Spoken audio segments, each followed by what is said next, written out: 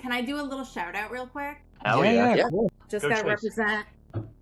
represent Defend New Orleans. Oh, what is that? Woo. What is that? Defend New Orleans was actually started by, I want to say it was 3 people, and one of them was my older cousin who passed about a decade ago. And I think at first it started off as like a meaning. Oh, shit. It came after Katrina. So it was kind of like defend the integrity and the culture of New Orleans, which just got destroyed. And then it became an apparel thing, and it actually recently this year shut down completely. So I represent. It is a cool t-shirt.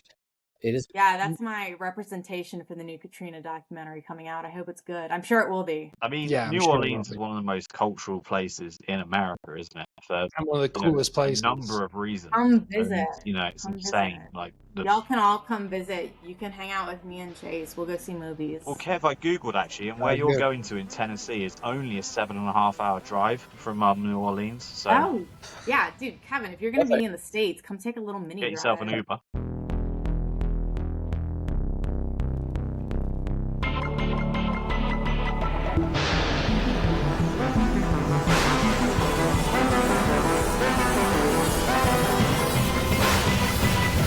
Rage Whale. Special guest episode. Today we have a new record for the show. It is our 40th guest, and the guest that has lived the furthest away from us. She is based in New Orleans, and she is a film critic and cat enthusiast.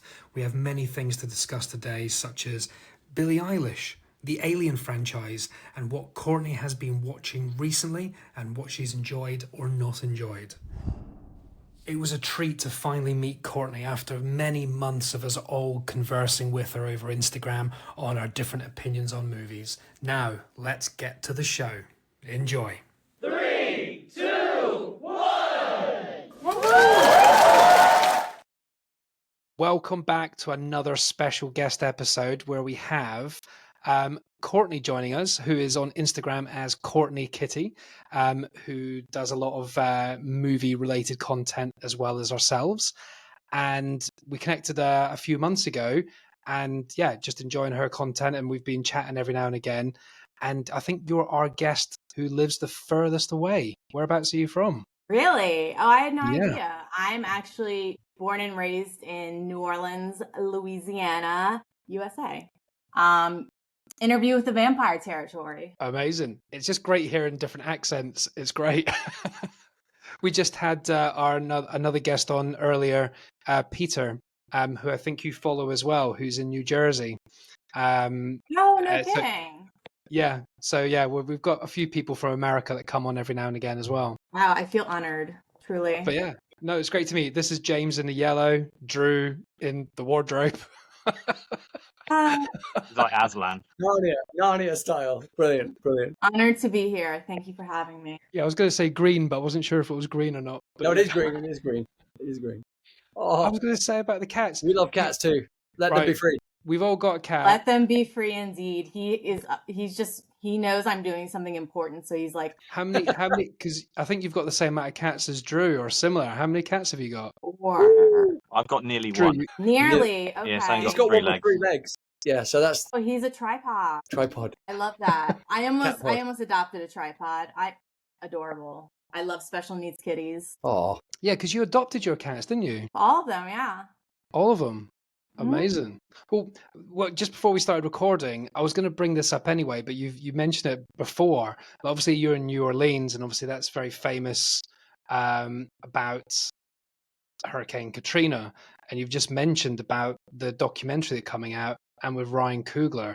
Do we actually know anything about that yet? Why is Ryan Coogler even involved in it? Is he in the production side of things, or? I'm almost positive he's on the production side. It says, Yeah. I'm pretty sure the poster said it was produced by him, and I think it's his company. But why his tie to New Orleans? It must have some correlation to Sinners since it was filmed here. Yeah, but In he's from the Louisiana. South as well, isn't he? He is. I don't recall. We might want to fact check this, see where he's from. I thought maybe, I don't know. I'm not going to guess. Yeah, he's got quite a strong Southern accent as well. Yeah. He has a very unique accent. I wouldn't call it Southern. I really couldn't identify it. Like, it has like drawls of the South, but at the same time, like, wait, so can someone look up where he's from? I need to know. Yeah. Can someone do that? Yeah. His I was accent gonna- is very unique. I wouldn't call it truly Southern. There's Yeah, like a I mean, twist in there. New Orleans has come up so often recently. Like I've like, do you watch Queer Eye? I don't. Do you not? It's really good. It's really good. And Oakland, California. he's from Oh. California. He's from where? Well, sorry? I nowhere near. didn't think he was from the South. He's from where, Drew? Ah, Oakland, Oh, California. he's in Brooklyn, California. I was about to say, what? but yeah. Oakland. Also, New Orleans Ramsey's Kitchen Nightmares is there at the moment. Yeah, I'm watching that at the moment. It's so good. So I don't watch a lot of television. I catch a few shows here and there, but for the most part, it's mostly movies. But I do know Hell's Kitchen was here because I've been seeing social media posts from the restaurants, about him coming in.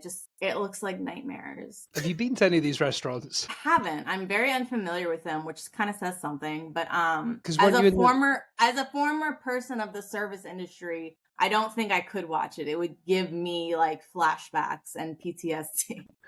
Yeah, because I saw you last night. You were in the French Quarter, weren't you? I was actually in the Central Business District for an event called Tales of the Cocktail, which is an alcohol festival kind of. It's more corporate, like the liquors will sponsor parties. I was at a Jack Daniels party last night, and I don't drink Jack Daniels, so I got very bored and left early. Do you get to choose which liquor event it is, or you just rock up and whichever one you just adapt? We had a connection. My fiance did the production for it, so we got in for free to see this hip hop group called Run the Jewels. And What? yeah, You kept that quiet. You put in stories you getting bored of drink alcohol. You didn't put about Run the Jewels. They're because amazing. I left before they came on. Chase Oh. stayed. He was so disappointed in me, but I felt like I was gonna pass out. It was so hot in there. I know. I am ashamed too. Don't look at me. Run the Jewels are incredible. Ah, never mind. I was going to say to you as well that I'm actually visiting very near you next year. Well, it might be far in America world. Going to Memphis. Oh, one state Tennessee. away. Yeah. Yeah. I wouldn't exactly say you're nearby, but Just around the corner. It's that far on the map, though. It's only that far on the map. I know. Are you going there for work or pleasure? For Graceland. Are you really, Kev? Yeah. What else is there to It's do in Memphis? I don't know, barbecue sauce. Memphis is supposed to be a pretty cool town. Yeah. I want to see all the bars and stuff like that, but obviously it will be very heavy on the Elvis side of things. So I don't think you can go to Memphis and not enjoy Elvis. I think that's not going to work out well. Have you ever been? You're gonna have the best time. I'm so jealous. It feels like a cool place to go. Have you been there before yourself? I haven't. Really? But Can't be after that far. watching Priscilla, I would go there in a heartbeat. So you're gonna have a really fun time. Did you enjoy the Elvis movie as well? I did. Yeah, that was quality. I mean, I wouldn't say I loved it. I wouldn't watch it again, but I did enjoy it. Well, you preferred the Priscilla film? No.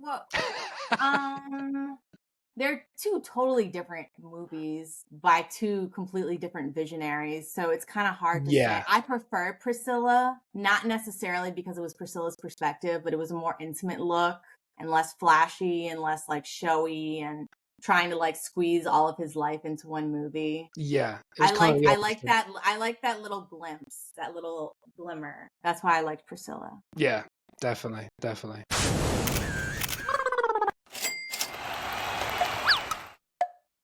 Sorry to interrupt the show.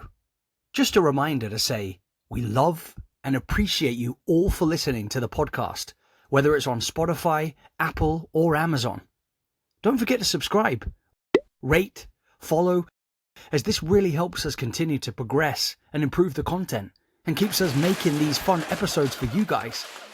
Oh, we're also on these things called Instagram and TikTok. You can follow us there too, as we share short, funny reels on the reg that you can share with friends if you like. Now, back to the mayhem. And I was going to say as well, it was yourself that's quite a big fan of Billie Eilish as well, isn't it? Yeah. That was where my fiance realized he was in love with me. Was at Billie Eilish 4 years ago. What? Go on, explain. What made him? It's his story. Honestly, he has his headphones in, but he was just like, I've never seen someone so like entranced with a musical artist, and like he DJs for fun, so like he's been to lots of like music festivals and events, and like so he was like just watching you watch her was just incredible, and I was like, damn, I didn't think of it that way. She is. We had known each other, so like this wasn't the first time we had hung out, but boy, I love Billie. She was touring after her second album had just come out. Yeah, I saw her 3 years ago, and I'm currently just recovering from seeing her a couple of nights ago. So yeah, she was in Manchester, and she announced to us that she's creating there's a lot of cameras there that night, and she's creating a 3D film with James Cameron. Yeah, I saw that. Yeah, and that was at our show that she announced that. That's nuts. We were actually, do you know the song TV? Yeah. That she did. You know, at the end, it's got the chorus of people singing, the crowd singing. If you remember, that was at our gig as well in Manchester. She recorded it live. What? Actually, it was the night before, but it was the same place. I'm pretending it's my night, but it wasn't. But it was the same place. Kev just making stuff up as per. Yeah. Imagine being Billie Eilish and cool. being that young and creating music for a Bond film, like at that age. Like that's mind blowing. That is no words. Such a good song too. Yeah. So beautiful. Yeah. No, she never ceases to amaze me. I love her. Yeah. Is she touring over there again soon? Are you going to see her again? She is. She'll be here November, I want to say 3rd, maybe. And that's lovely. Well, that sounds lovely. I will be away. So it was kind of it was interesting. Like, I would love to see her again, but the fact that like I was doing something with the person I saw her with, you know, something special like that, I was like, okay, I see you, stars. That's deep. That is deep. It was deep. Billie Eilish gets deep. Definitely. So we're going to ask as well, like, obviously we're going to talk about movies and stuff, but like what made you start kind of, because obviously your Instagram is just your personal Instagram, but you started going into a lot of movies and doing little reviews. Like, what made you get into doing that, and what's kind of inspired you to do that, basically? I've been interested in movies. That's never been like a mystery to me. It was actually, I decided to create my own website on thescreenreviews.com. It's still active. I just haven't updated it since The Substance. I kind of like lost that passion for writing. But I was at the New Orleans Film Festival in 2012, and I had just walked out of Melancholia by Lars von Trier. And I was like, I need to talk about this. I need to write this down because I love writing. And that movie is so like polarizing and just like, I don't know if anyone's seen it, but... Is that the one about the comet that's coming to destroy Kirsten Dunst and what's it, Kiefer Sutherland? And it's hard to watch. It feels like you're about to watch the end of the world, essentially. Oh, it was incredible, and I must have seen that. That came out. Oh yes, I want to say 2011. That came out, maybe 2012. 2011, nailed it. 2011. So I've had my website for over 10 years now, and it gained some good traction. It gets me into the film festival here every year for free as like a writer. I just kind of lost that love for writing. I guess it has to do with engagement, probably. In the beginning, I didn't care, but then it got to a point where I was just writing, and like no one was really seeing it or reading it.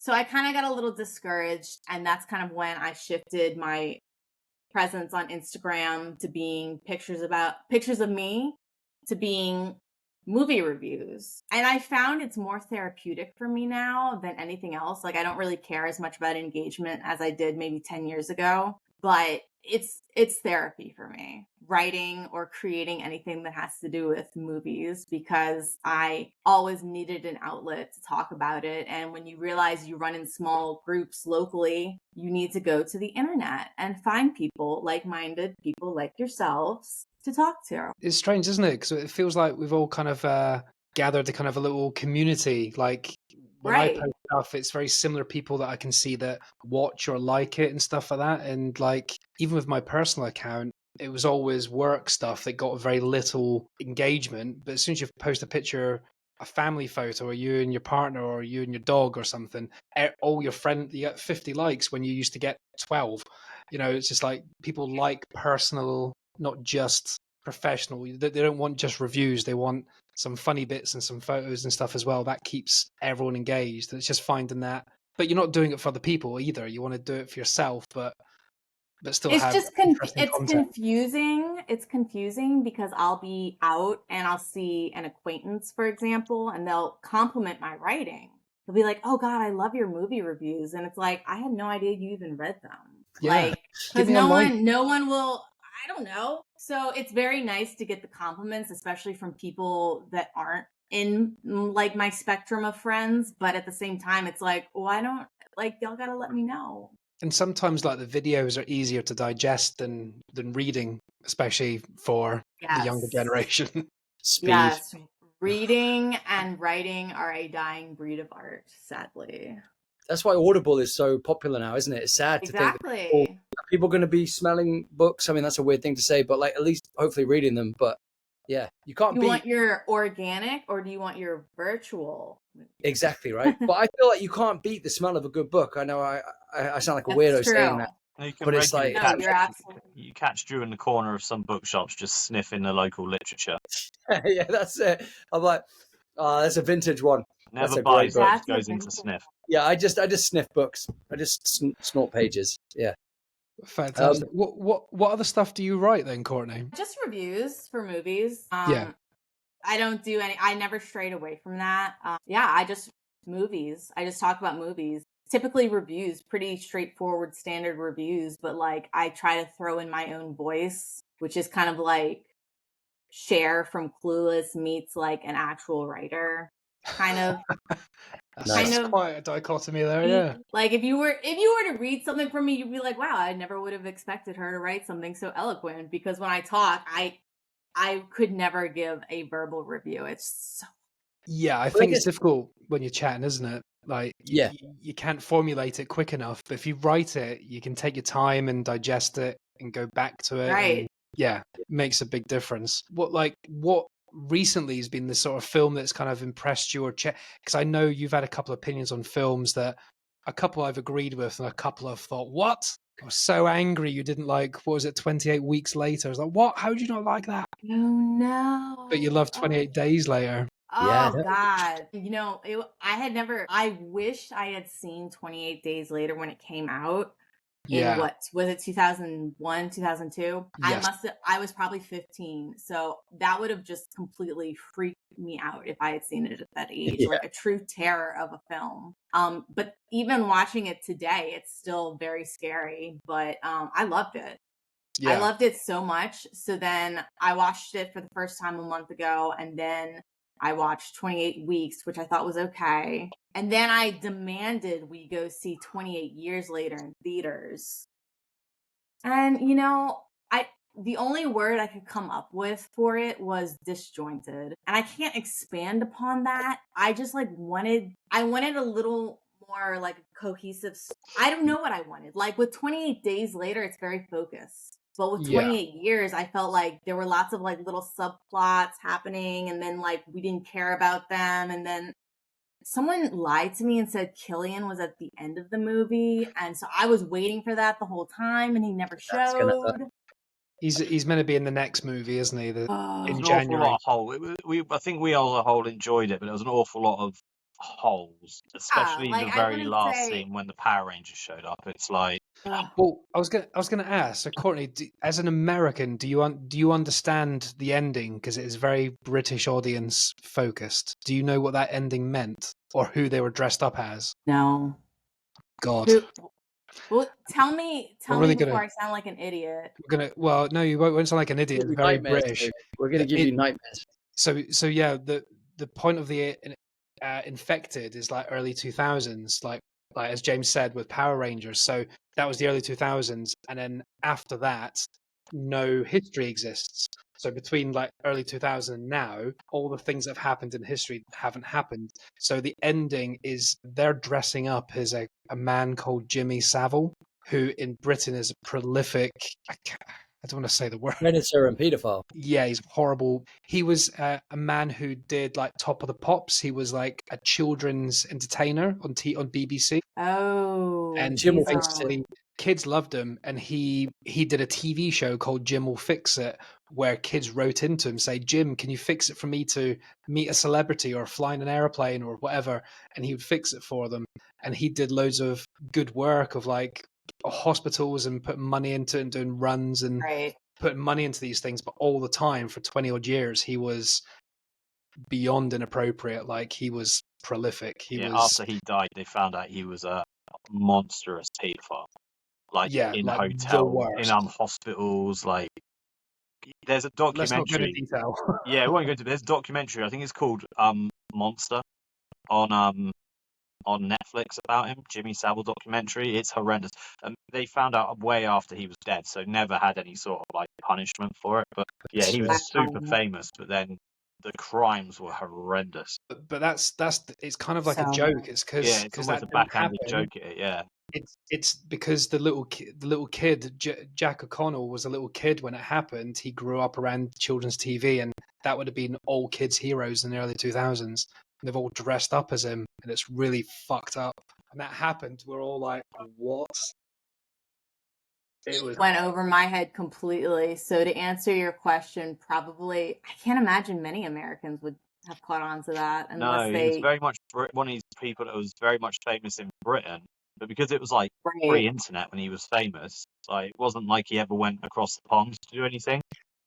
Which why 28 years later, the Bone Temple, the next one, like, what the hell are they going to be doing?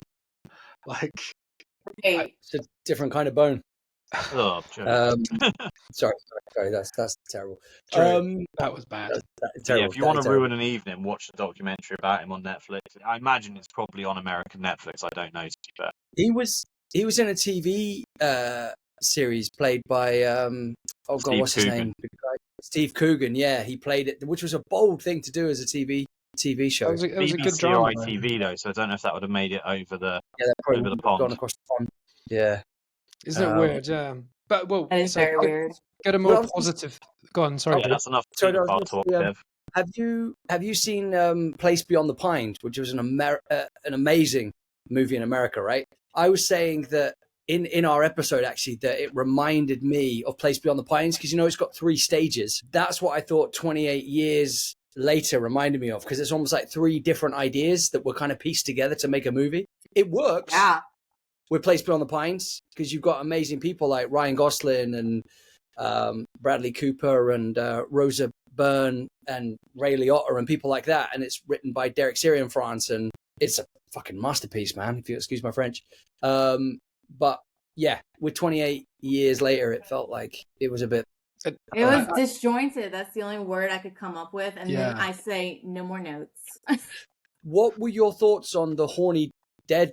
Like, the infected are actually impregnated. The alphas. The alphas are... someone had kind of spoiled. I sometimes I come across spoilers on the internet, and that really upsets me. So there had been that joke going around about like some of the infected. I anticipated what would happen, and then I was spoiled. So there were bits like, but there was no more than bits. What made me laugh? Well, not make me laugh, but that whole scene where it gets quite emotional and it's about him and his mum, and you kind of get you get the comedy aspect when they meet that Swedish guy and he's like, why is she calling you like dad and this, like, you lot are weird and all this, and you get them little comedy moments like when you go to Happy Eater, which is like a traditional English restaurant that's been shut like 30 years, and all these little nostalgic moments and little jokes when he's got the internet and he's like, what's the delivery driver, and then he gets to that bloke and he's obviously covered in all the iodine and the doctor, and he goes to the kid, yeah, she's got cancer. And he's like, and before he can even say, how long do you think she's got to left? Mate, he was like, no, I've already killed her. She's gone. It's like, here's a skull. It's like, oh, chill out. It's like, chill out. Yeah, you're just going to do it. Yeah, just instantly killed her. And gave him a skull. So there you go. Memento. On the weird Christmas tree, we were saying, made out of skulls. Yeah. But he climbed up that didn't fall down, by the way. Climbed up and then things all stayed there like they've been super glued. I thought, there was a special kind of super glue going on that time. But I like the word disjointed because I liked it and I didn't, and I wasn't excited by it. It was just okay, but there was good bits.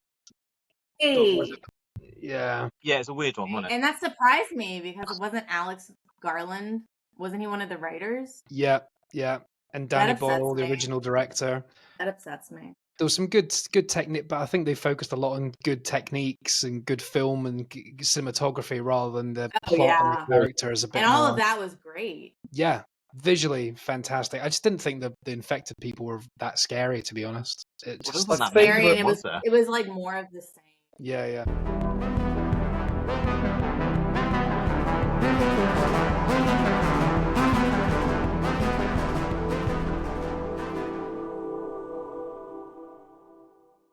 What's the stuff you've been seeing recently? What's been your favorite watch recently, like cinema wise?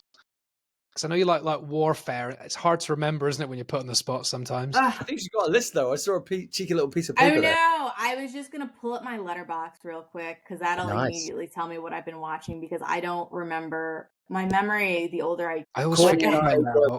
Courtney and I were DMing each other through The Last of Us season 2, which was quite amusing. Our messages to each other. Did you finish that?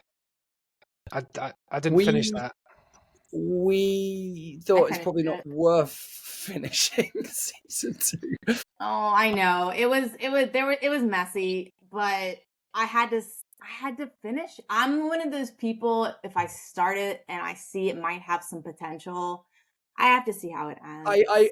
I agree. I mean, what are your thoughts on season 3? No.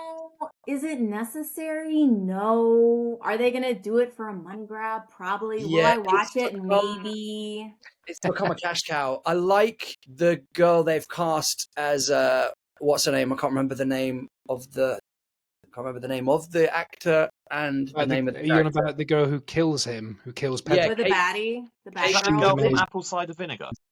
Yeah, it is Apple Cider Vinegar girl, yeah. Yeah, she's amazing. I love her. She is phenomenal. We should know her name. She's a big Caitlin. deal. It's something Caitlin, isn't it? Talk about a change of rock going from that to that. Did I make that up? She's done a lot of variety. I don't want to be mean, movies but I've seen. I really don't think Bella Ramsey's a very good actor. She was good in They were good in Game of Thrones, but I just don't think they're that good. I feel like the script. She's great, right? She is in a TV series called Time, which I think was season 2 of the Jimmy McGovern TV series, and she's amazing in it. Bella Ramsey. But I think probably the line delivery isn't great, and I think maybe the script did set her up to fail with a lot of things. But... Yeah, it's awful, man. There's a weird moment where they're having like the two girls come together, and I think she says, "I'm pregnant." And then they make love. Yeah, that's awful. Yeah, that's it. I'm going to be a dad. And people have been using that as a meme, and they're creating all kinds of crazy. It's very entertaining from a social media standpoint, how people are butchering the show, which is sad because it started off very promising, but it just fell off a cliff. And they're saying her hair is better than a kind of Weller advert in the apocalypse. Like her hair looks phenomenal. And you're like, what is going on? Like, how is she washing her hair in this kind of luxurious soft water filter in the apocalypse? Like, what? Yeah. Has anyone played the game? I want to. I've never played it. I was just curious. I didn't know if we had any gamers in the chat. I've got the game. I know some of the played it. I just know some of the people who maybe I'll play it alongside the show at the same time, like maybe an hour of the game, watch an episode, and see what's going on. Do that. Maybe that's the way to do it. See how it compares. That's the perfect way to do it, I think. And when Bella Ramsey's character winds me up, I'll kill her in the game if that's possible. I think she's a fictional character, isn't she? I don't think that's possible. It's only the no. Bella Ramsey's character is in the game. Endeavor. Yeah, she plays Ellie in the game. Yeah. She's, yeah. I don't know enough, and I think I don't care. It's almost shot for shot. Like, you know the scene where Pedro Pascal gets beaten up with a golf club or whatever? That's basically shot for shot for the game. Okay. Spoilers. What's your favourite Pedro Pascal film? Because that is like Pedro Pascal. all that's available in the cinema right now. Bit of Pedro. Someone asked me that recently. Maybe it was you. I don't remember. Someone asked me what my favorite Pedro performance was, or where I fell in love with him. And I have to go back to my roots with him and say Game of Thrones. 10 ding ding ding. I always forget he's in that. Game of Thrones. No, like that's where I was first introduced to him as Bella Ramsey as well. I never saw him in anything before that. I hadn't either that I know of, that I can think of. Elliot Cartel. He was in Buffy. Stop it. Stop. Yeah, like one episode. He was in Law like and one Order. episode, though, I think. Yeah, loads of cheesy stuff. He's in the Adjustment Bureau. That Speaking seems to be about his cheese, by the first big way, film. just why I remember it, why you said that, I found out the other day that Matthew Perry was in Chandler Bing, was in Beverly Hills 90210. He was younger. Looked like a What? rich kid. That's some cheesy TV right there. Before Friends. Yeah. But yeah, he's good in Game of Thrones, Pedro Pascal. I think he had the best death people were talking about. He was saying horrific. Because he was summing up between The Last of Us death that he has, measures the Game of Thrones death. He says, why is it HBO hates me? Because they absolutely torture me when it comes to death. Have you seen the press tour he's been doing with Dakota Johnson recently? Those two are like two peas in a pod. They're hilarious. Have you seen them together? Yeah, they both got some materialist. Yeah, they've got quite dark humor, haven't they? That's it with Pedro. Like he thinks like a nice guy, but he's a little wind-up merchant. He keeps teasing her all the time and stuff, doesn't he? I think Dakota Johnson's the closest thing to normal there is in Hollywood as well. She's not a celebrity at all, is she? Like she had an interview the other week, and they were like talking about a film. She's like, I don't even watch him. I haven't even seen him. True, you're right. A celebrity and a nepo baby, technically. Nepo baby, she is. Yep. Yeah, big time. She's like she's like Hollywood royalty, mate. She's not just a bit of a nepo. Antonio Banderas' niece. Really? Isn't she Melanie Griffith's daughter? Really? He adopted her. Did I make that up? No, you're right. It's Melanie Griffith and Don Johnson. Ooh. Don Johnson? What's he on? Yeah. What's the Antonio Banderas part? Oh, because were they together before? Oh. Don Johnson, Miami Vice. Yes. Wow.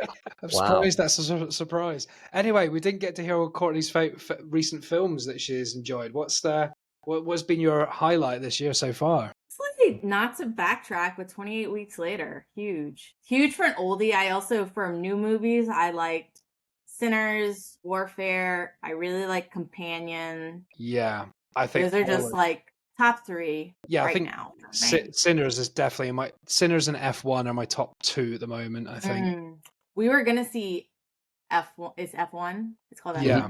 I didn't know if it was F1 or F2. We were going to see that, but just like it wasn't aligning with our schedules, so it's gonna be an at-home movie. Good news, it does start with NASCAR. Figured. That was a film. It doesn't interest me whatsoever. Yeah, I was wondering how F1 was going to essentially land in the States, because you're not really that big on F1, are you, as a sport? No, I'm not at all. But in general, America's not really huge on F1.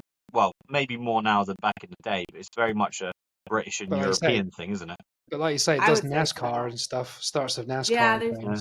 But it's not about the racing. It's not about that. It's about the relationships and the. It's actually very, very. It's very cheesy and simple, but it is. You can't not enjoy it. I have got no interest in racing cars and F1. Okay, good. I had zero interest. No, I've got no interest in it either. I bloody love the film. It's kind of like watching Top Gun, but you don't necessarily have to have an interest in fighter jets. Okay. Well, they should have advertised that more, because then you would get the demographic like me in there. Top Gun on wheels. Is probably the best way to describe it. Basically. Okay. And filmed by the same people and the same technology and better technology. See, y'all are better at marketing than they are. Goose doesn't they did not sell them.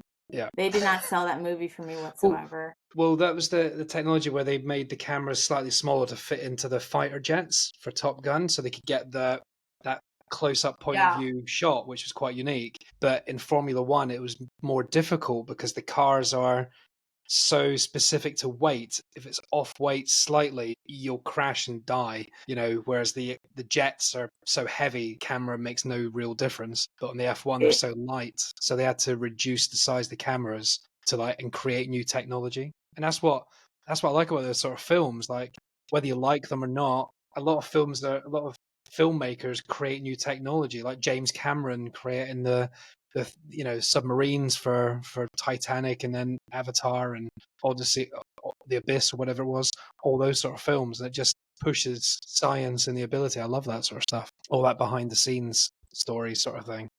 Now I know to see it. Yeah. Oh, it's good fun. They didn't market it well at all. It's like light-hearted fun, isn't it? Drew, you're both. Well, no, I was just going to say that was a good segue into sci-fi when you talked about the Abyss and stuff like that, because I know that Courtney's a big fan of the Alien franchise. The biggest fan out there.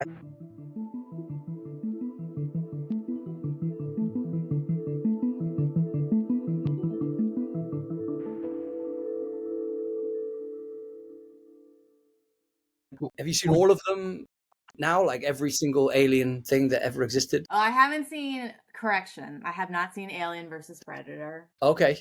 And that's my fault. That is culturally my fault for missing it when it came out, because I was old enough to see it. But I mean, it just looked bad.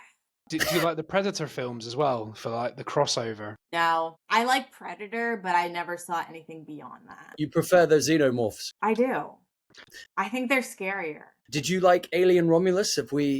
Have you? I thought it was okay. Oh, okay. Oh, really? I was very, to me, it kind of felt like what they were doing with The Force Awakens kind of being a blueprint of A New Hope, in the sense that Alien Romulus was trying to use the same formula that the older movies were using. So like for me, it didn't feel like anything new or really original. And like I wasn't invested in any of the characters. Like I like Kaylee, but I mean, her character I just didn't care about. And when I found out it was at the Wayland, what's that place called? Wayland Corporation.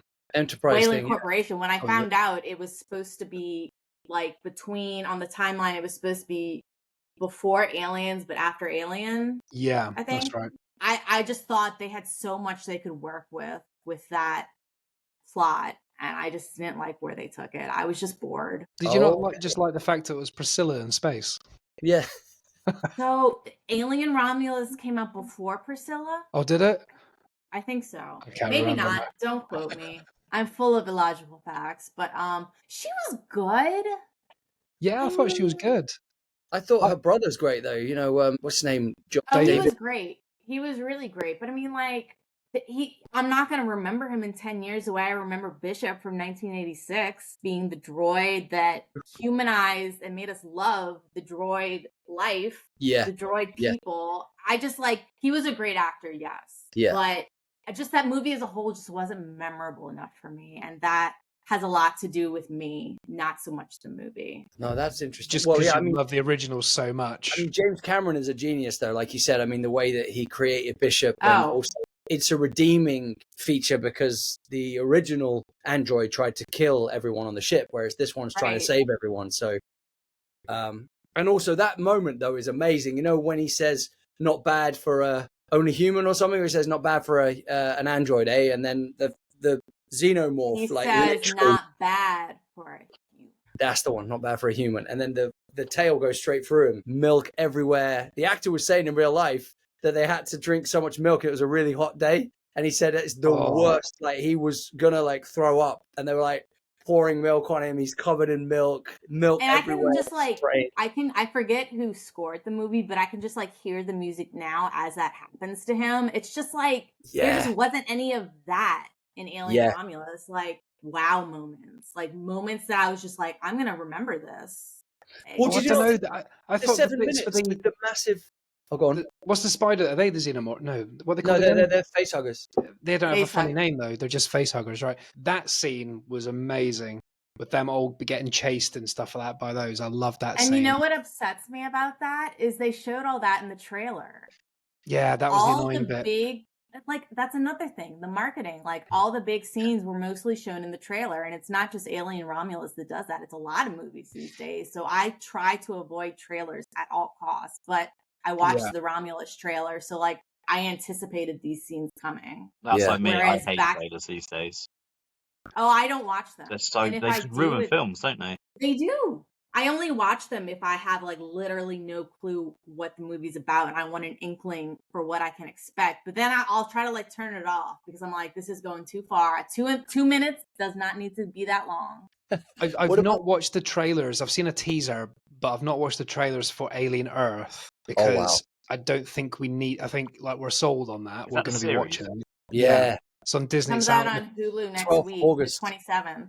Oh, it's the 13th of August on our end. Yeah, we get it 12th of August. Oh, nope. I lied. The 27th is not the date. It is actually what? August 13th on our end. I don't know if it's the same. I think that's the same. What is the 27th? Alien? It's called Alien Earth? Alien Earth, yeah. It's on, it's Disney. VFX or whatever it's called. FX, yeah. Yeah. So this episode will be out, and this will have already been released. So we August recommend everyone to 12th. go and watch that now. So if you're a big Alien 1 fan, then is that more we probably push that into the horror genre of movies, maybe horror? Would you call it Alien 1? Which movie, the first or the second? The first. First, I call it sci-fi horror, whereas Aliens is sci-fi action. Yeah, what I was going to say is I've made a note. It's also horror too, but when I compare the two, I'm like, okay, the second one's more of an action movie for sure. With sci-fi. Yeah. Well, I made a note from the last cinema trip I went to because it seems to be we're entering a horror season at the cinema. Yes. And the 4 I could think there's more than this, but the 4 that are at the top of my mind are Together, which looks excellent with Franco. Yeah. Dave Franco, is it? Dave Franco. I mean, that trailer was good because it didn't really give anything away. I like that. Horror trailers always seem to be the best trailers. They don't give much away, do they? Weapons, with the kids going missing. Again, watch that trailer loads at the cinema and don't know. Bring Her Back. It still doesn't tell, looks it doesn't tell horrific. you what's happening. Bring Her Back. Yeah. No, I saw Bring Her Back. And the New Country looks absolutely terrifying.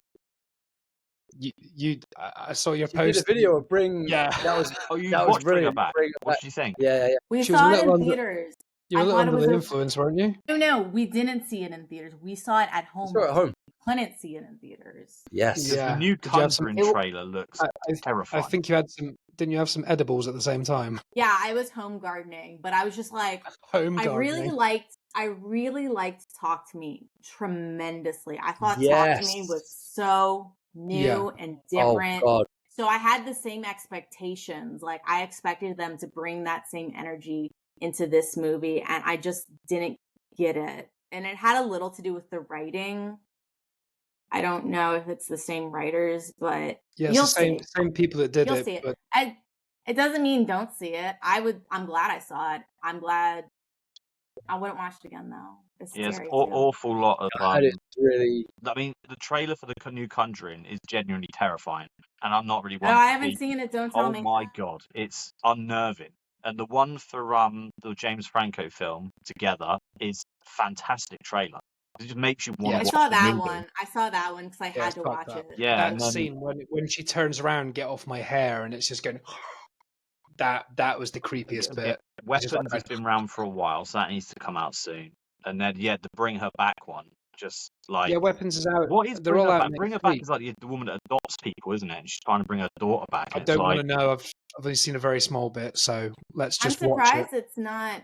It hasn't released there yet. No, it's like every trailer I saw at the cinema last week was a horror trailer. Our big stuff's coming out at the same time as yours, like Jurassic World and Superman F1. But the smaller independent films, I get it. They get a really short run at our cinemas as well. Maybe like a week, some of them. Yeah, we haven't had Friendship or Eddington or any of those films. I want to see. Have you seen that one yet, Courtney? Not, and nor have I seen Beau is Afraid. Beau is Afraid got such poo-poo reviews that I just chose not to watch it. Oh, it's brilliant. It's good. Okay. Coming out, isn't there? Eddington, he's in another one as well. Yeah, well, Eddington, right. So Eddington and Beau's Afraid, we kind of discussed this a little bit earlier, but like they're both mad as shit. Ari Aster is unhinged, and they're not horrors, but they're scary, and they're not thrillers, but they're mad, and you don't know where they're going. And I generally think, yes, some of his stuff can be a little hit and miss, but Beau is Afraid, if you're a proper like cinephile, it's not hard to watch. It's just a bit mad. It's like in sections. Will my ADHD be able to handle it? It's like 2.5 hours, right? Yeah, it's very different. You could almost watch like 40 minutes and take a break, and another 40 minutes. It'd be like 3 or 4 different programs. So it's Eddington. They connect. I could never do that. I would have to watch it all the way through. I would have to power through. Yeah, well, the beginning is like exciting and maddening and anxiety ridden. You're not sure if you're watching a horror film or the guy's just going a bit nuts, and then it goes into a different situation where he's getting looked after, and then the ending is a complete different. What film's this you're talking about? Bringing it both together. Beau is Afraid. It's like Eddington, basically, from what Peter's telling us. The one I saw a trailer for, which looks absolutely insane, and it was just chaos on screen when I saw the trailer. Was Caught Stealing? Have you seen the trailer for that? It's like a video game. It's just chaos. I haven't watched the trailer. Is that with your girl? Zoe Kravitz. Zoe Kravitz, Austin Butler, Liev I Schreiber. have not watched the trailer, but I do know of it. The trailer's chaos. I'll see it. It reminds me of the chaos. trailer for Guns Akimbo. You know, just absolute chaos, like GTA style video game chaos. Yeah, I definitely want to watch that because Austin Butler is fantastic. I think he's. Oh, I love him. Big girl crush on him. He's got such a like. We've mentioned it before a little bit, but like, there's just certain people at the moment that are coming out that are just much more. I don't know whether the acting is better or not. It's not. There's just some engagement to them. Do you know what I mean? They're very charismatic, enigmatic. That's it, Drew. Enigmatic and charismatic. I agree. That's it. And like, well, oh no, you watched the Timothée Chalamet film as well. Did you watch the Complete Unknown? You weren't a fan of that one. He's quite enigmatic these days, I think. I think he's come into his own a little bit. Well, absolutely. He's a little overseen now. I feel like we're a little oversaturated with Timmy, but yeah, that's okay. He's got the Pedro curse. I liked him more. I love him in Dune. I liked him in his smaller roles too, like Little Women and Lady Bird and even Beautiful Boy. He was great in that. But Beautiful Boy is heartbreaking. That's a hard one. But he needs to take a little break so we can want him more. That's good.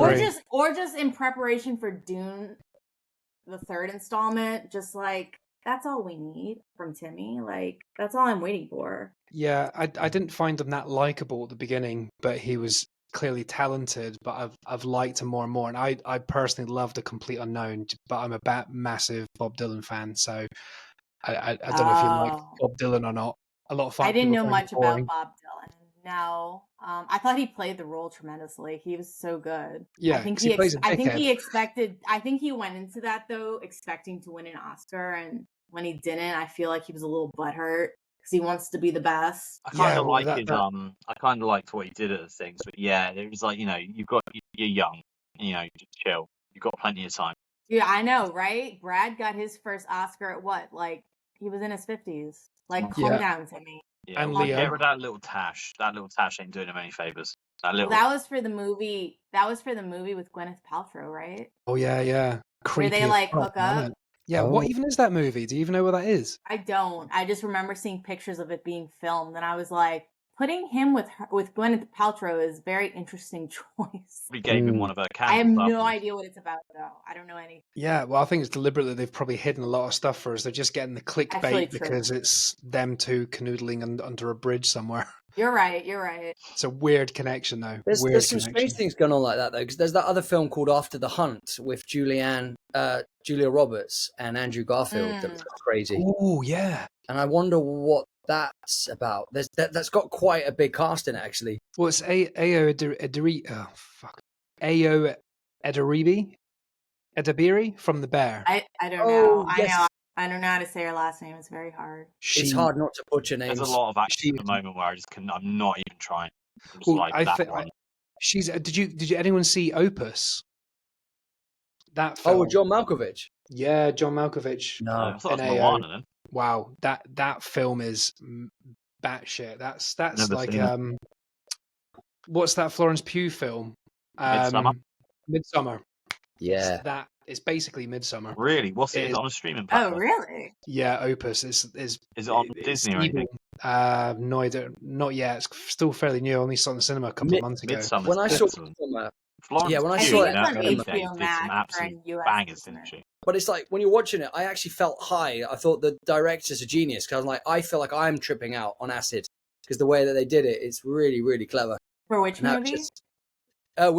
Midsummer. Oh, it's directed by Ari Aster, right? Yeah. I was just saying that isn't it? Yeah, when I was watching it, it's pretty hardcore. Like you feel like you're under the influence of shrooms. Oh no, absolutely. I watched it in the theater and I went in blind. And boy, was that shocking. That first couple of minutes, well, that person just falls off and when that happened, I was like, but you see their head get caved in. No chill, is there? There was 0% chill. That's like a Swedish thing. Like I loved it though. I have a poster of it. But what a great decision from Florence Pugh. Like she got involved in that, Fighting with My Family, which isn't everyone's cup of tea. But like her early years, unlike a lot of actors, like you look at a lot of actors, their early stuff is like stuff you've never heard of. It's just some shite. And then you look at it, it's like, oh, damn, she did some, like, Midsummer is probably one of the And most variety. underrated horror films, I'd say, of like, wow, because it is It's kind so of good. Wicker Man-esque, really. So they redid Wicker Man with Nicolas Cage, and it was right, Terrible. I guess. But yeah, Midsummer was phenomenal. If they released Midsummer now with the Florence Pugh like train going, when everyone would be like, "Oh, Florence Pugh's it in wouldn't I have bet the it'd be same amazing." effect. It would have been a blockbuster.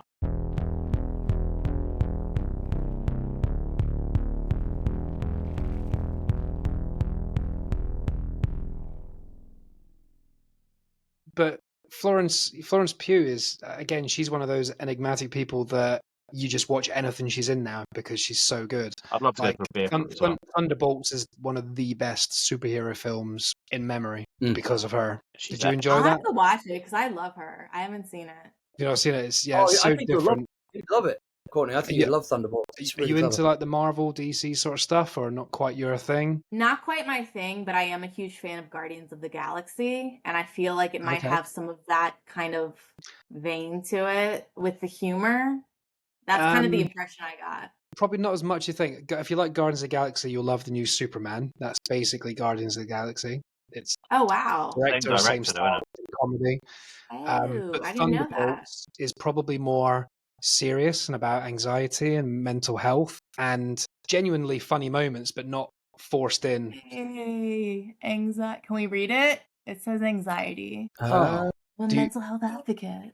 Oh, do you an advocate, or do you have do you suffer from it yourself, or? Oh, I have bipolar disorder. I'm like extreme anxiety. Yeah, I'm on good meds though, so it doesn't like affect my daily life anymore. Same. Okay. Oh, that's good. Yeah, James has things.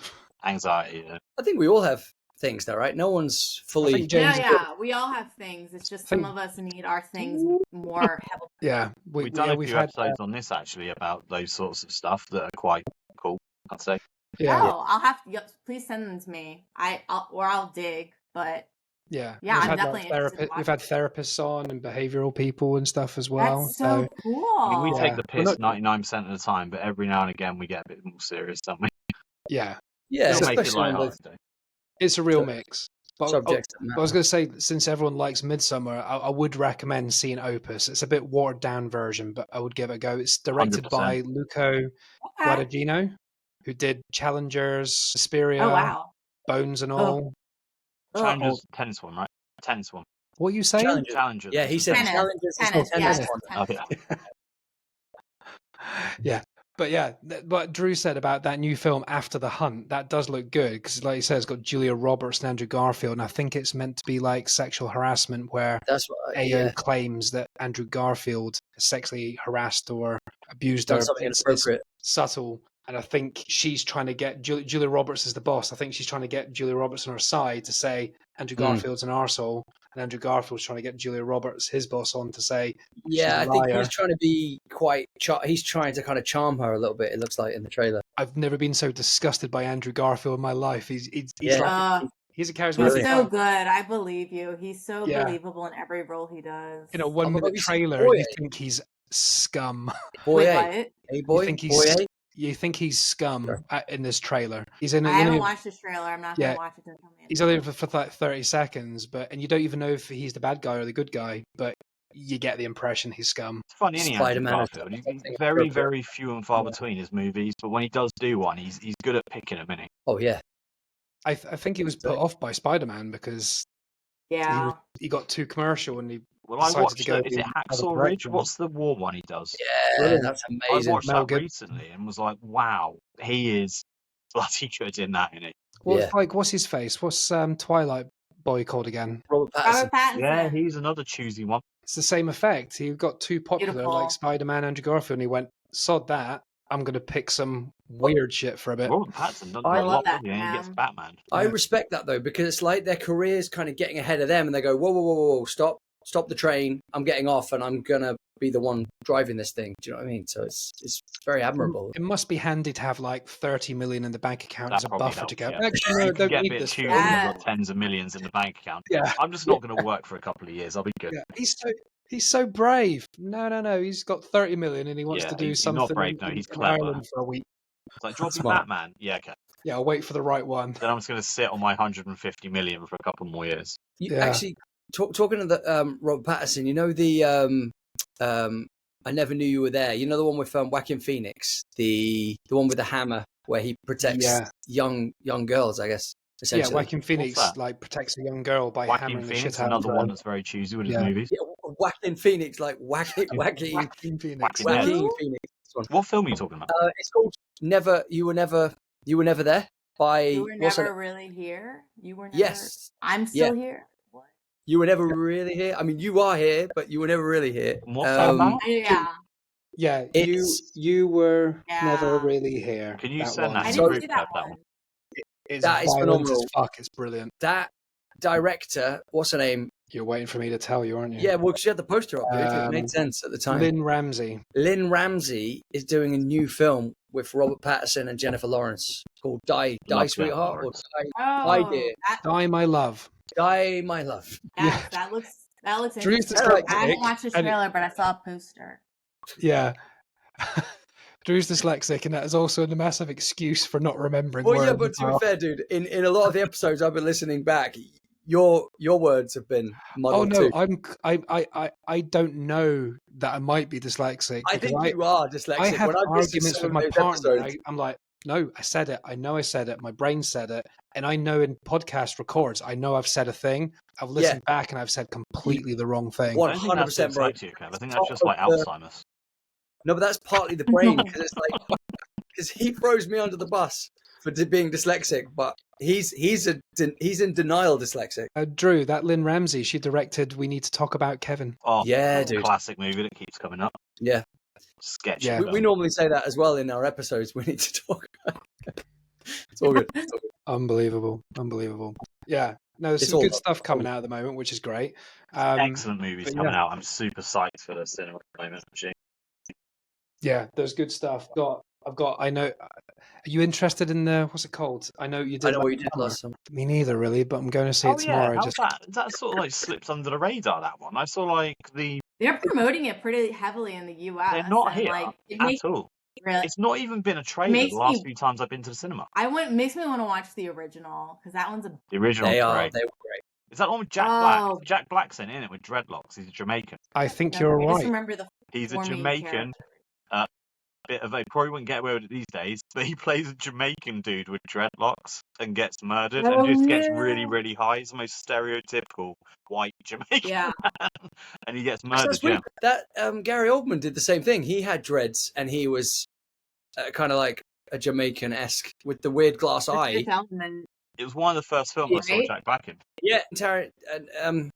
You're thinking of The Fifth Element, right? No, True Romance. He plays like a drug dealer. He's like a Rasta.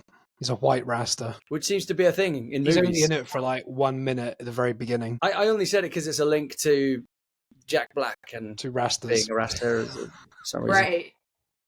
Right. We were talking about, though, saying this. Why is it that the Scream franchise seems to be much more highly regarded than the I Know What You Did Last Summer? You know, because it was better. Because I Know What You Did Last Summer had 2 films that were pretty. 3, I thought. 3 now. I Know, I Still Know, and now the new one. And somebody just sent me a text. And they were pretty cheesy. They were super. Like, they had Jack Black playing a Rastafarian. They were borderline comedy at points. There was a TV series. 90s teen slasher films, though. You gotta, like, appreciate. Yeah. Scream was more of a slasher thing. I'm with Courtney on this one, guys. Like, Ryan Phillippe playing, like, a rich baddie. He played it so well. Yeah, why did he disappear? Wait, was that in the first one? Yeah. He was in the first one. He gets killed. Scream just did it different, I think. It was very much a teen slasher with a whodunit. Whereas I Know What You Did Last Summer, you knew who the killer was from the very beginning, kind of. No, you didn't. It was that supernatural. You knew it was like the supernatural character of the guy that they killed was the whole premise. Whereas it's someone could have been anyone. I thought it was someone that knows the person they killed. Yeah, it was the fisherman. He was there. It was the fisherman that knew the guy that got killed. But the whole thing went as in like, it's the guy we did. Whereas Scream was a little different. That it really did keep you jumping between the main characters that you saw on screen of who it was, and the way it was done with the voices and setting up Billy and then all that. I must admit, the new Scream's actually decent. They're actually pretty good. Yeah. They're on like Did you see Scream 26 now? 26.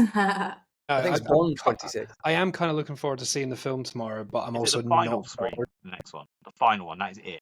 No, They're bringing everyone back. They can't bring back Billy Loomis. They did that in the last Neve one. Campbell and everyone's back. They might be. Well, he's dead.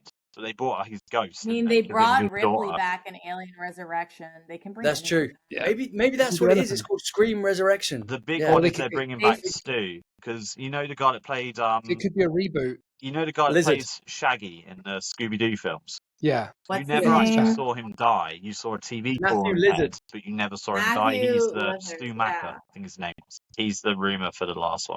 Hang on, Courtney's taking notes, guys. Let's give her a second to.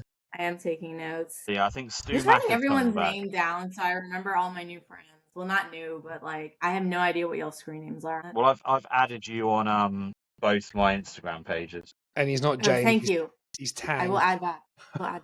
Yeah, my name's not my name on either. T-A-N-G, Tang. It sounds like a kind of fruitastic Haribo. Like the drink, Tang. Remember Tang? Yeah. Tang, yeah. My other one is my photography page, so you'll see that. There'll be pictures of us on there. Oh, excellent. Yeah. No, well, thank you very much for joining us. And I know you appreciate you've just like rushed in from work and stuff, haven't you? I know, no worries. Can I do a little shout out real quick? Hell yeah. Cool. You can add this and edit this into the beginning, Chase, but yeah. just Go gotta Chase. represent Defend New Orleans. Oh, what is that? What is that? Defend New Orleans was actually started by, I want to say it was 3 people, and one of them was my older cousin who passed about a decade ago. And I think at first it started off as like a meaning. Bullshit. It came after Katrina. So it was kind of like defend the integrity and the culture of New Orleans, which just got destroyed. And then it became an apparel thing, and it actually recently this year shut down completely. So I represent. Do they still sell the apparel? Nice. I don't think so. I have like maybe 4 or 5 shirts. I'll send you one. But that's cursed. That's cursed. It is. Yeah, that's my representation for the new Katrina documentary coming out. I hope it's good. I'm sure it will be. I mean, Yeah, New I'm sure it Orleans will is be. one of the most cultural places in America, isn't it? For And one of the coolest places. a number of reasons. Come visit. And, it's Come insane. visit. Like Y'all can all come visit. You can hang out with me and Chase. We'll go see movies. Well, Kev, I googled actually, and where you're going to in Tennessee is only a 7.5-hour drive from New Orleans. So Oh, yeah, dude, Kevin, if you're going to be in the States, come take a little mini get yourself an drive. Uber. That's like London to Glasgow. Uber's going to cost you a Kev, fortune. it's like London to New York nearly. It's 7.5 hours. Uber is another holiday price. Like, jeez. Well, no. Wait, Kevin, when is your trip? Just real quick. When are you coming? April. April the what? We want to let the internet know. I think we next year. I think we picked. You've got a while. You've got a while to plan. You've got to pay $250 for your visa. Genuinely, we were like trying to pick the weather where there's less likely to be like tornadoes and monsoons, and because you guys have weather over there. Oh yeah, we get weather. Mild, we get have weather mild, warnings slightly and like wet, a bin slightly might hot. blow over. Like, yeah. What time is it over there? Well, 10 past 10. Yeah. Oh, wow. Well, thank you so much for having me on so late, guys. It's only 4:10 here, so I'm still going. You've got the afternoon. Like, what's the weather like there? Talking of weather. Hot. It's like 100 and humid. It's still at 20 here, but I don't know what that is. It's Fahrenheit. I'm jealous of that ceiling. New Orleans. It's never not hot, mate. Just think swampy, swamp weather. Swamps and voodoo magic. That's what I think of when I think New Orleans. It's 95 degrees feels like 100. Yep. And Pelicans. You're 95 degrees. What is that in Celsius degrees? That's a ChatGPT question. 35 degrees. That's outrageous. Wow. It is outrageous. That's like honestly, I it don't gets that deserve high. But We are 16 degrees. Beautiful. I'd have to look at ChatGPT to tell me what that is in Fahrenheit, but that's okay. Oh, yeah. It's too warm over here for us at the moment. It's been like getting to 25 occasionally. Well, again, thank you for having me. I can't wait to see this episode. I feel so honored to be a guest on y'all's podcast. I am so honored. Thank you. No, we're honored to have you on. Thank you so much for coming on. Thanks, guys. This has been Rage Whale. Thanks for hanging out with us. We hope you had a whale of a time. Oh, wait! Just before you head off to listen to another one of our episodes, I'm not going to ask you to give us a follow and a 5-star review or follow our social media such as Instagram and TikTok and YouTube, although that is your choice. But we would like to tell you about a new website we have called ragewhale.tmill.com, where you can get some merchandise to support us: hoodies, t-shirts and mugs. There is a link here and on our social media profiles. Thank you so much for listening again. See you next time.